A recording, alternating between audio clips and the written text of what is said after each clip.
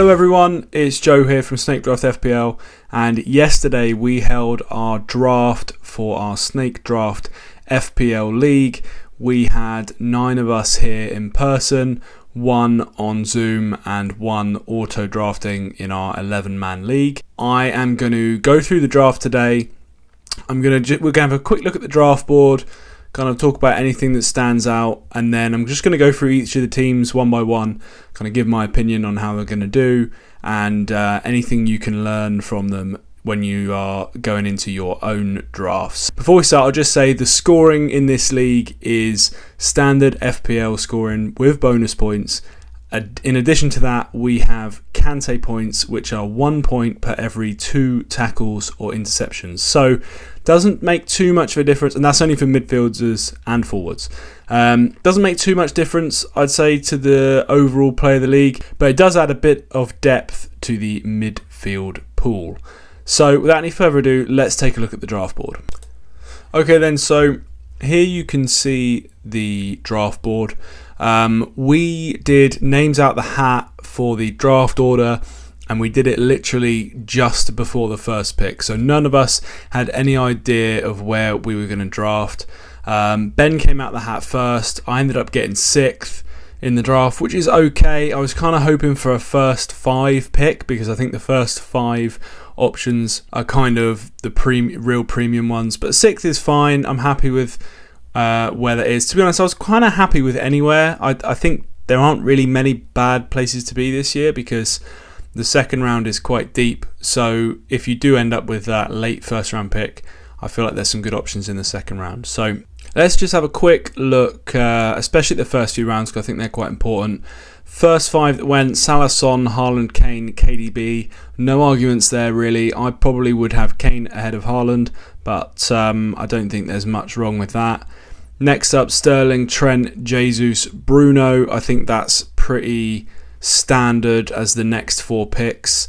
So when it got round to Brad, I was kind of interested in who he was going to go for. I expected him to go for Diaz, to be honest, but he went for Cancelo, the defender. I think that's fine. Mac kind of threw a bit of a curveball in there with Jota. I don't think many of us were expecting him to go that early with the injury worries, but Mac is kind of a rule unto himself. So yeah, he went for Jota and Saka as a double pick, which I don't mind the Saka pick there. It's maybe a few places earlier than I would have picked him, but not too bad. I wouldn't have left Diaz on the table though. I definitely would have gone Diaz in one of those 2 picks. So Brad snaps him up as standard. Then I think Mac was expecting to get Cancelo, to be honest. I think it kind of threw him when Brad picked him. The next kind of bunch of picks are all pretty standard, I think. Havertz, Darwin, Mount, Robertson, Mahrez, Foden, Reece James, all kind of standard second round picks. Then fell to Bohr, who was auto drafting using my rankings that I'd made. So he went with Ronaldo there, not through choice. I think he's kind of annoyed about it because he keeps trying to trade him, but that's what happens. He got pulled into work at the last minute, I think, so that's why he missed it. Then Ben goes Grealish, Watkins double pick, makes sense to me. VVD, Chilwell, Bowen, I think all make sense in that next tier. Kind of surprised that Jord went for the James Chilwell double up. Does give him quite a high upside when Chelsea do well, but also leaves him quite exposed, I think. We'll get onto that a bit more later. Then Wilson, Maddison, Sancho, Martinelli. Wilson, Sancho and Maddison, I think all standard third round picks. Martinelli then went, I think the third round for Martinelli is quite high. I wouldn't have expected to see him until at least the 4th round really, but I do like the pick and I do want him off Nath, so maybe it is worth it. And I think at that stage, when you look at the next few options that went, none of them, if you don't fancy a defender like Diaz, I don't think any of them really scream, fantastic picks. So it makes sense. I don't hate it. Then we had Diaz, Vardy next, both absolutely bog standard. Brad has Vardy every single year, so I was not surprised he picked him. And then Mac went for Antonio next. I think Mac has a tendency to rely on last year's points for his rankings, which isn't the best option, I'd say, because Antonio looks like probably a worse pick this year than he was last year. I think the best managers in this league look at their first 3 or 4 picks and try and round out the rest of their team from like 4 to 8. And I think you can see some managers did that quite well, and some managers did that not so well. Looking at keepers, I always find it interesting when the keepers go. So Ederson and Alisson went at the start of round 5, which I think is really quite early. I think they both could have waited. I think once someone picks a keeper, the other people that have their eye on a premium keeper often jump. So I think George picked Ederson, then John was straight after him, and John loves a premium keeper, so then he then thought, right, I need to go now. He picked Alisson. Brad, in a similar vein, decided he wanted one and went for Mendy. I actually picked the next keeper to go, which is unbelievable because I am almost always the last one to pick a keeper.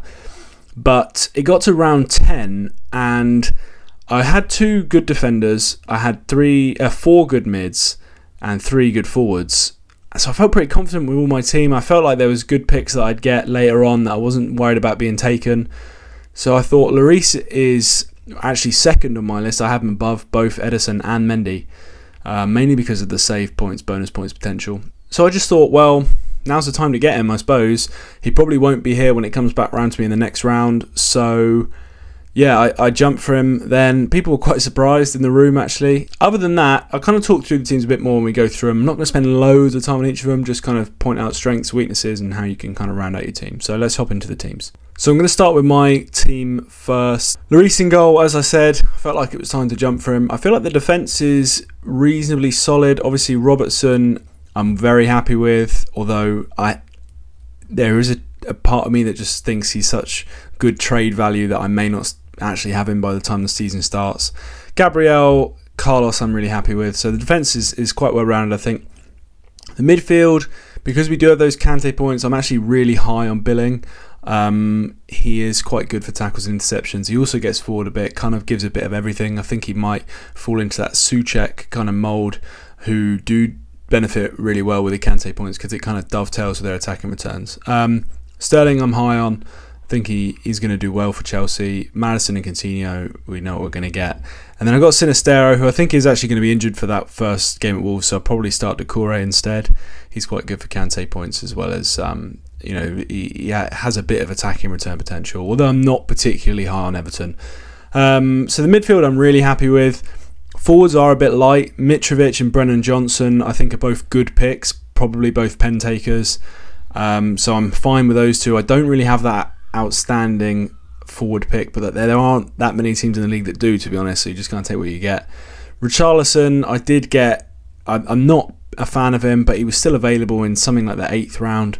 You can go back and have a look at that, but it was quite late on, and I thought he's so good, such good value now that I just have to pick him.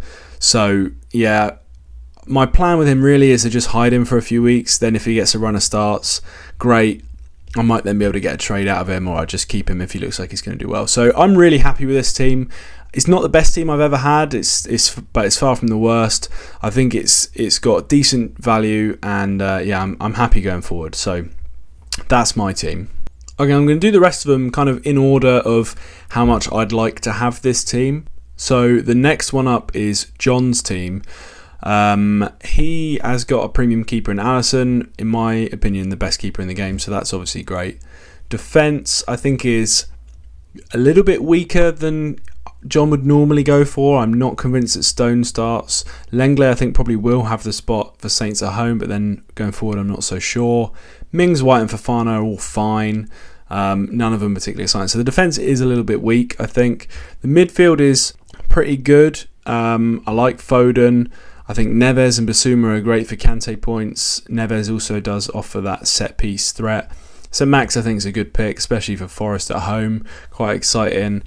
Eriksen, I'm not convinced he's going to start. He could maybe tinker with the lineup a little bit, but we'll see. And I'm sure he will as we get closer to the deadline. The front two I think is good. Obviously Harry Kane, Saints at home I think is great.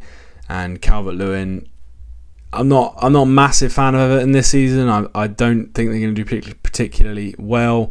I'm not a massive fan of Frank, but Calvert-Lewin, you can't deny someone's going to get points, and it's probably going to be him. I will say the main reason I like this team, it doesn't stand out on paper as a great team, but there's so much trade value here. I barely even talked about the bench. Jared Bowen in there as well. He's got him benched, I guess, because of the City fixture. I'd definitely play him. I think Jared Bowen can score in any game. But I just think there's a lot of value here. and there's not too many risks. Like, there's a couple of gambles. There's probably just the right amount of gambles, but there's a secure foundation. I think that's important in draft. You can't see this team really going that wrong. Okay, my next favourite team is actually Ben's team. He's got Pope in goal. I think Pope's a good set and forget keeper pretty much for the whole season. You might want to bench him maybe once or twice, but you can pick someone up off the waivers for that. So I like the keeper. Defence, I think, is quite well rounded. You've got Dyer for Spurs, who I think is pretty nailed. I think their defence is going to be really strong, so I like having one of those. I like Guehi for Palace. Rico Henry and Aït-Nouri both have attacking threat, and I think Wolves and Brentford are decent defensive teams, as well as Cresswell, who's similar. So I think the defence is pretty good. No outstanding picks, but they're all pretty nailed on, and they're all decent defences, and a bit of attacking threat in there as well. So I really like the defence.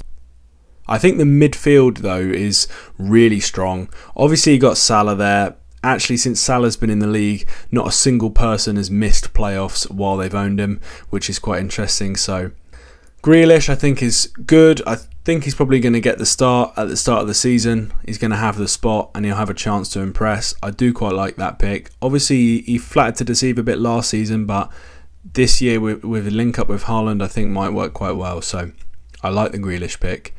And then we've got kind of Ben's hallmark, 3 CDMs. In normal FPL drafts, obviously I'd hate this, but Fabinho, Rodri and Norgard will all tick over with Kante points. They'll all get 1 or 2 Kante points a game at least. So you're looking at maybe 3-4 pointers from each of them. That combined with the explosive nature of the rest of his picks, I think Ben's in for quite a good year. So I really like the midfield. The front line I like as well. Bamford and Watkins, both nailed on starters, probably both pen takers, and then he's got Mateta on the bench, who I think probably will get the nod for Palace. So I think the front line is decent. Overall, no real weaknesses, quite well rounded and a good side. Next up we have Dave's team, and this is such a Dave team, just decent picks all over the park. He really does his homework. So he's got De Gea in goal. Don't love De Gea at all, as you can probably tell from my rankings, because he's quite far down. He doesn't make loads of saves, and their defence can be a bit ropey, and I think they will have a bit of a hangover this year with that. So I don't love De Gea, but it's fine. You know, he's a decent pick. Defence, I think, is really strong. Obviously, you got Trent. Ake is going to be good for the start of the year, and Matty Target I'm really high on as well. I think Newcastle defence is going to be good. He provides a lot of attacking threat as well, so I think that's a good pick. He's also got Maguire and Christensen. Both decent, nothing to write home about, but the headline for me is Trent and Target. Ake is good for the start, I think. So, yeah, I think this is a solid defence. Midfield, he's not interested in Kante points, which I respect massively. Barnes, Mount, Eze, Sancho and Bailey. A lot of attacking flair there. Decent attacking returns on the table for this lot, and I think it's very solid. Front line of Tony, Solanke and Scamacca I think is strong. 3 starting centre forwards is always good in FPL draft in a big league like this. Tony and Solanke both absolutely pen takers, nailed on, talisman. That's exactly what you want. Scamacca I think is a good pick too. We'll have to wait and see how he develops, but I can't see him doing that badly. So overall, well-rounded team, full of good picks, and I'd be happy to draft this team. And this it does look like a team I would draft, to be honest. So yeah, I think he's done well there. It was quite funny at the draft. Basically every pick, when it fell to me or Dave, we were basically guessing each other's picks and got them right most of the time. So yeah, this is a team that is kind of similar to one I'd draft. Okay, then the next team up is Connor's team. I think this team definitely has its strengths and weaknesses, but I still think it's a decent team. So keepers, he's gone for Sanchez to start. I don't think that's the worst keeper pick in the world. Brighton defence is generally pretty good. I don't love the opening fixture, so I maybe would have considered picking one up off the waiver wire just for game week 1. I think United probably will score at Old Trafford in the first game. Defence is reasonably good. He's picked up Azpilicueta, who looks like will start game week 1, so that's a great pickup. Trippier I think is a great pick. Forest at home, set pieces, lots of attacking threat, I like that. Martinez, again, a decent fixture, and he's got Botman on the bench there as well, so I think the defence is pretty good. The midfield I think is really good.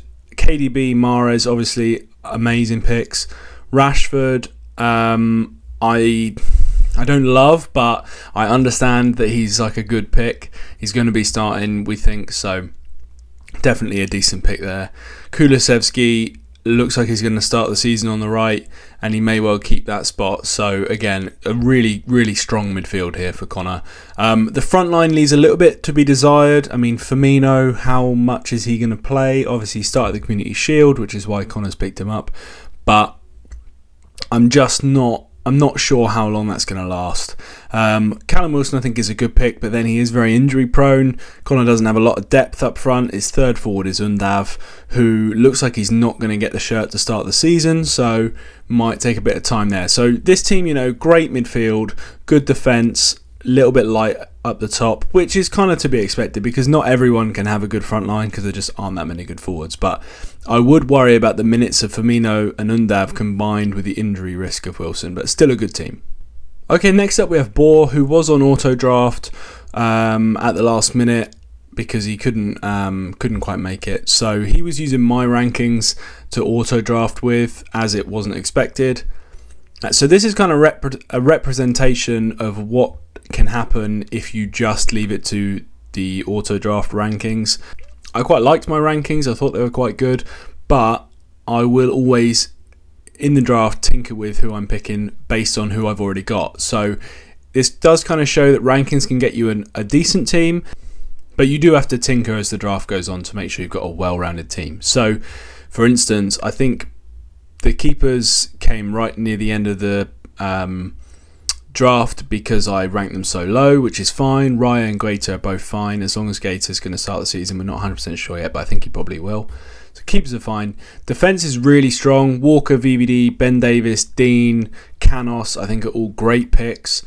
Really high in the defence. Midfield is a little bit thin. Obviously, Son's great. He had second pick in the draft. Son may well carry this midfield. Gundogan might be a minute's concern. Ben Rama the same. Lingard, I think, is a really exciting, fun pick. And Dan James is kind of meh. So I think if he was in the draft in person, he definitely would have gone for a few midfielders over some of the more premium defenders that he's got, or over some of the forwards. But that's what happens when you're an auto draft.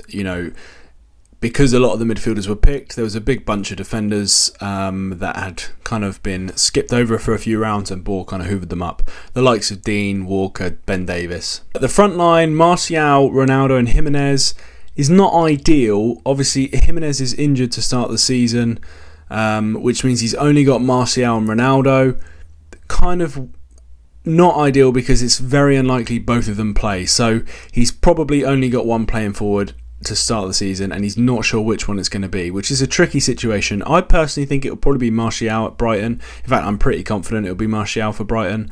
But then we don't know how that's going to shake out as the season goes on. So it is a bit of an awkward one to start the year, but overall he's got a lot of value in the rest of his team to make trades, so I'm quite confident that with a few good trades, maybe the likes of Walker, VVD for a mid or a forward, maybe Jimenez and VVD for a forward and a weaker defender, something like that, could really shape this team quite nicely. So quite a good team, obviously strengths and weaknesses, but he's got a lot of value there to tinker with. Next up is Brad's team. This is such a Brad team, it's unbelievable. He was really trying to avoid too many risks this year after a couple of years of not doing too well, and I think he's done a decent job at it. Mendy, I think, is a good keeper. His defence is quite boring, but good, if unspectacular. I mean, Cancelo obviously is a standout pick, but it was his first pick in the draft. Absolute premium defender. The rest are all kind of boring, but make sense. Romero, Cody, Shaw and Zuma, all pretty standard. I'm not convinced that Shaw's going to play, but Cody, Romero and Zuma are fine. So the defence is pretty strong. The midfield is good. Luis Diaz is a great pick. Neto and Elise are quite exciting. I'm not sure if Elise is going to be fit to start the first one, so he may not be in the lineup. Then Neto and JWP. JWP is, an absolute stalwart, very handy person to have in draft because you can always rely on him, especially with Kante points. Because he doesn't get loads of them, but he does get a couple just to tick along and really bump up the points total a little bit. So he picked up a Rebo as well after his decent goal in a friendly, which is fine. 4 nows as well. So I think the midfield is okay.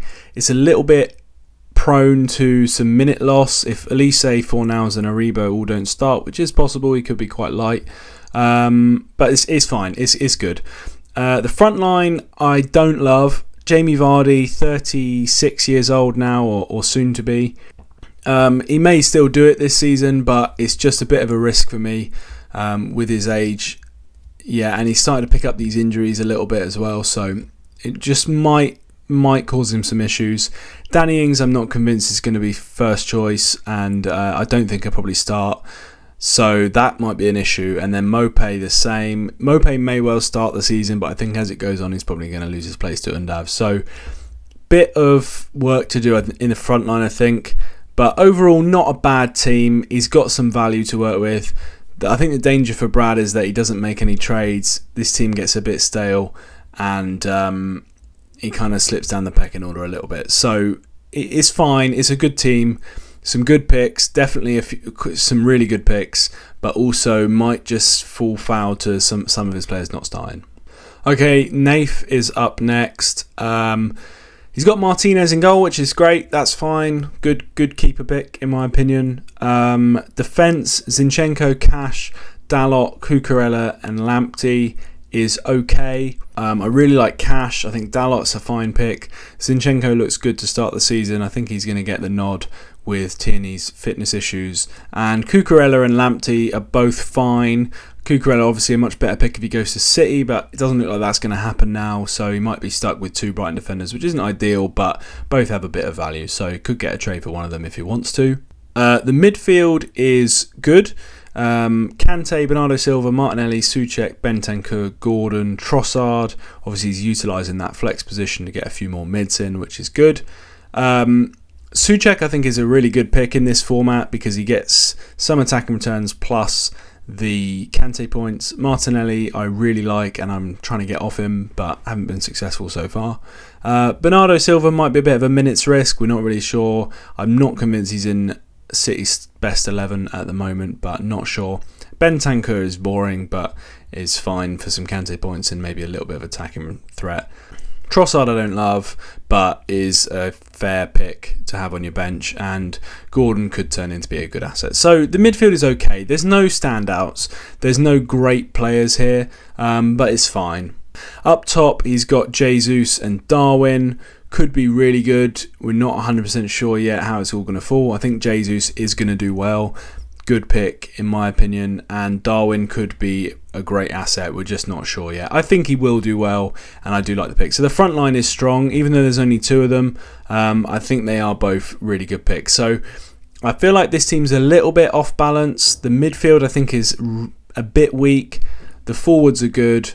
The defence leaves a little bit to be desired, but it's fine for the start of the season. So all round an okay team. I would be trying to get a premium midfielder, to be honest, or just someone with a bit more potential and a bit more upside. But the team is fine. Okay, now things start to get a little bit ropey, in my opinion. The last 3 teams. Mike's here. So he's got Ramsdale in goal, which is good. Defence, Tierney, Diaz, Malacia, Koulibaly, Burn is okay. I don't think Tierney's going to start the season. He's got a bit of a fitness issue, and if Zinchenko plays well, he could maybe find himself on the outside looking in. Diaz is obviously a good pick. Malacia I think will start, so that's fine. Koulibaly's okay. I've got a bit of a fear about Chelsea defence, to be honest, but I think Koulibaly's, it's a fine pick. They're going to be okay. Dan Burn, not 100% sure if he's going to start. Looks like it might be Botman and Shah, might be Botman and Burn, but I'm not convinced. So the defence is okay. Midfield, Højbjerg, Zaha, Jorginho, Bruno, Odegaard, and Andreas Pereira as well. I think is okay. Bruno could do well, especially if Ronaldo's not going to be starting, which we're not sure if he will be. I think Bruno could do really well. Jorginho may or may not start. If he does start and get pens with Kante points, he could be okay, but a little bit of a risk there. I think Zaha's a perfectly fine normal pick. Højbjerg, May not start with Basuma Simon. It might be Basuma and Bentancur, in which case Højbjerg could be, a dodgy one, especially if he's just coming on for 1-pointers, not racking up the Kante points. Might not be great. Odegaard, I think, is a good pick and someone I would like to get off Mike, really. Yeah, the midfield might need a bit of moulding as the season goes on. It's not horrendous, but it's not fantastic, in my opinion. Then the front line, he's got Havertz and Alvarez, and that's it. He could quite easily find weeks where he has no playing forwards. I think Havertz is first choice, but I don't believe he'll start every game. I think Sterling could play through the middle. I think Werner could start. I like the Havertz pick, but there's not guaranteed he's going to start. And with no other absolute nailed-on playing forward, he could become unstuck with that. And I just think this team is lacking a bit of star quality, and it is hard when you're 10th pick or whatever Mike was, 8th, 9th, 10th pick to get that because a lot of the big boys are gone. I think this will all come down to how good of a season Bruno has, which is quite a risky kind of enterprise because there is a chance that Bruno has another poor season like he did last year, and this team could fall flat if that's the case. So he's kind of on the verge of, it could be a good team, it could not. It's just a little bit too risky for my liking. Okay, next up we got George's pick. George's known for being a little bit wild in his thinking sometimes. He actually took Haaland over Kane, which I don't think is the worst thing in the world, but it is a bit of a risk. He's then kind of stacked up on premium defenders. He's got Chilwell. I'll start with keepers actually. So he's got Ederson in goal, which is good, obviously premium keeper, but I feel like this team needed something a bit different than a premium keeper really. Chilwell, Alonso and Reece James alongside Doherty and Perisic. I don't like the stack really. I think there's no need to have that much risk tied up in two defences. Yes, they both got a decent fixture in game week 1, but in game week 2 Chelsea play Spurs and all 5 of his defenders are playing each other, which is not a situation you want to be in really. So yeah, I don't like it. I like all of them. Well, I don't really like Alonso much, but Chilwell, Doherty, James, Perisic are all fine picks. I would just see them spread out. So the defence is strong, it's strong picks, and there will be weeks where he has crazy high points, but in head-to-head you kind of want to try and do well every week, and there will be weeks, I think maybe in game week 2, where this team won't do very well, which would worry me if I was George. The midfield is honestly really quite poor. He stacked up on the premium defenders early, which is fine, but Joelinton, Ramsey, Dewsbury Hall, Smith Rowe and Fred is not the kind of midfield you hope for at the start of the draft, I'd say. Joelinton is fine. He gets Kante points, so he's got a bit of security there. I think Ramsey's actually the best pick of all of them, which is probably worrying. Decent attacking threat as long as he starts, which I think he will, but he's not guaranteed. And it's okay for Kante points as well. So Ramsey's fine. Dewsbury Hall I think is a decent pick as well, but obviously doesn't have that really high upside that you'd hope for. Smith Rowe is a massive minutes risk. I don't think he's going to start the season. I think he'll probably be on the bench game week 1. And Fred is okay for Kante points, but has no attacking threat. So the midfield needs a bit of work, I think. And then the forwards, he's got Haaland, Awoniyi and Adams. Haaland is obviously great. Really exciting. Looking forward to seeing him play.